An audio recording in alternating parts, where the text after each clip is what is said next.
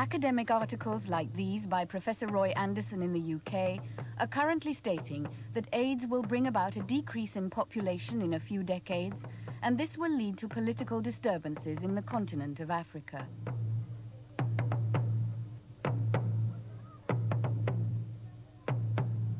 The heterosexual transmission of AIDS through unprotected sex is blamed for the spread of HIV and AIDS.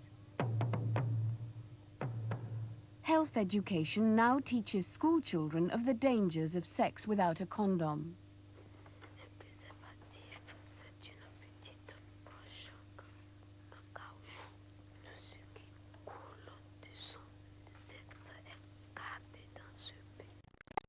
Manlong is Côte d'Ivoire's Director General for Health and Social Services. La situation en Côte d'Ivoire de l'infection à VIH et du sida est la importante en Afrique de l'Ouest, puisque nous sommes classés au 6e rang des pays africains aussi du Sahara. Et nous sommes les premiers en Afrique de l'Ouest pour la prévalence. In Abidjan, epidemiologist Dr. Kevin de Kock heads a $2 million a year AIDS research project funded by the US Centers for Disease Control, or CDC. He's convinced there's a mounting AIDS epidemic. The problem is actually it's under-measured. If you don't measure how changes in how patterns of mortality, for example, are changing, you won't know. We've looked at it in Abidjan, and they've changed extraordinarily since the AIDS epidemic, with a tremendous increase in death, in premature death. This is an epidemic of historical importance. It's an epidemic that's going to last for decades. It may last more than a century.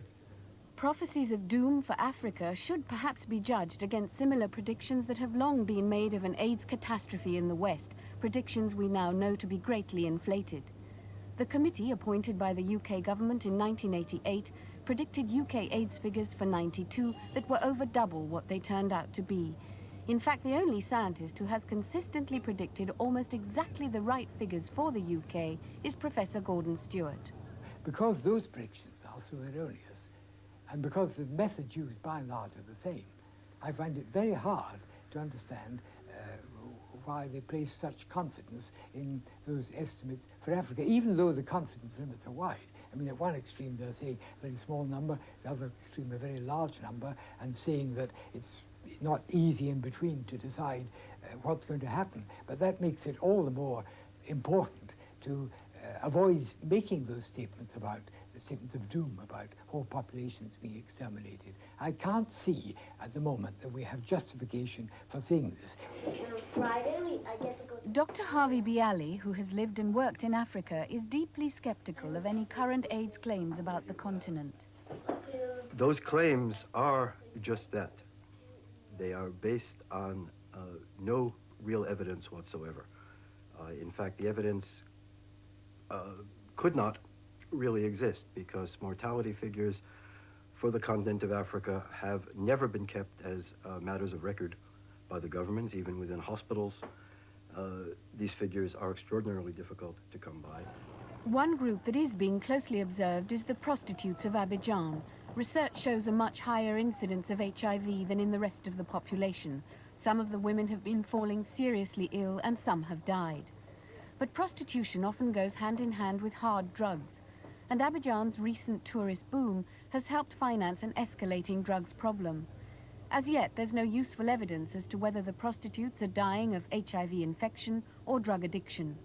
Côte d'Ivoire's Committee for the Fight Against AIDS has just started a project amongst prostitutes. Dans le milieu, c'est vrai qu'il y a beaucoup de problèmes avec les drogues. Nous-mêmes, nous faisons beaucoup attention pour ne pas bloquer le travail que nous voulons faire avec ce groupe-là. Ils fument cocaïne et héroïne, n'est-ce pas? Oui. Ils le fument. Mais le hashish est la drogue la plus fumée. La cocaïne s'introduit sur le terrain de plus en plus.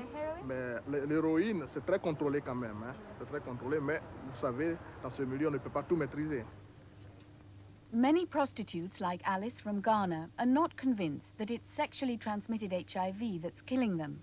They believe it's the drug addicts among them who are dying, like the story of a Liberian friend who was diagnosed with AIDS, or SIDA, as the French call it.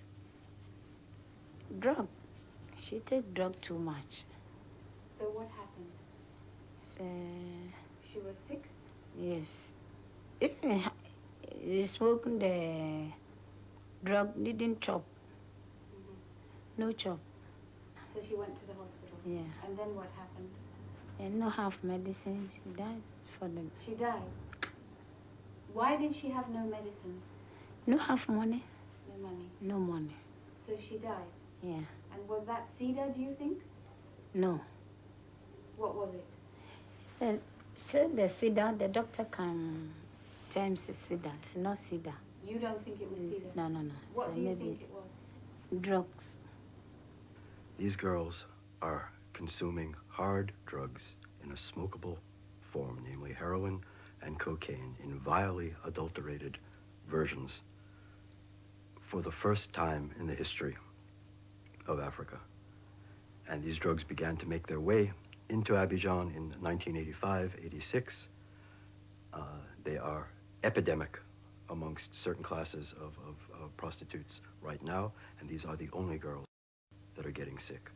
It looks like AIDS because these girls are wasted, both because of the direct effects of the drugs and because they use what little money they have on drugs rather than on